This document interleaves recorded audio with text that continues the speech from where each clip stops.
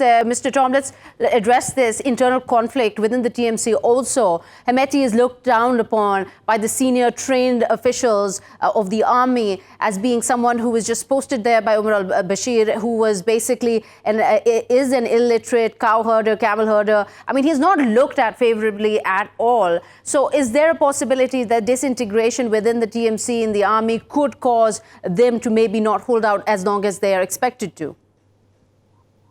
There's a definite possibility. I mean, and you've hit it on the head, really. You know, that he's considered, he's ethnically a Riziagat, and you know, culturally in Sudan, there's always been this sort of cultural divide between those in the riverine communities close to the Nile and those out in Darfur, whom they consider less educated, etc.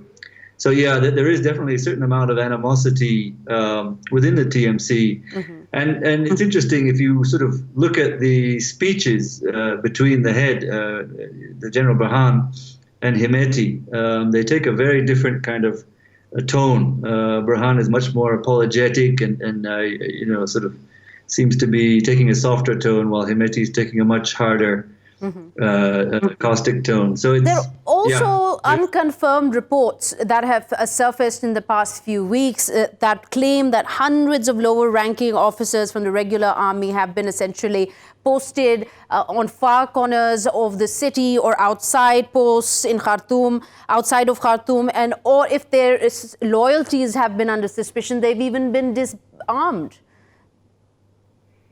Absolutely. I mean, look, there were some soldiers. I wasn't in Khartoum on the 3rd. I almost happened to be there. But, you know, talking to some friends on the ground, they did tell me that some of the soldiers actually tried to help the protesters on that terrible day on the June 3rd. So, yeah, I mean, particularly, like you say, on the lower ranks, the middle to lower ranks, there's a lot of animosity. And there has been a lot of animosity for a long time. And this is sort of why Hemeti's come to power, because Bashir favored the militia over the army, the national army. So there's not just the army that's facing some kind of internal conflict. I mean, the SPA has been blamed and questioned for its loyalties also. What are the reasons that they are being questioned by opposition parties and other protesters who are civilians, essentially, in Sudan? It's tough. I mean, you know, my sympathy goes out to the Freedom and Change Coalition, because it's a huge umbrella of different opposition groups and armed groups, and to reach consensus among them is challenging. So some of the problems are that, you know, some of the armed groups, especially those fighting in the Nuba Mountains and Blue Nile and Darfur, feel as if they're not part of the process as much as they should be, the negotiation process. Right.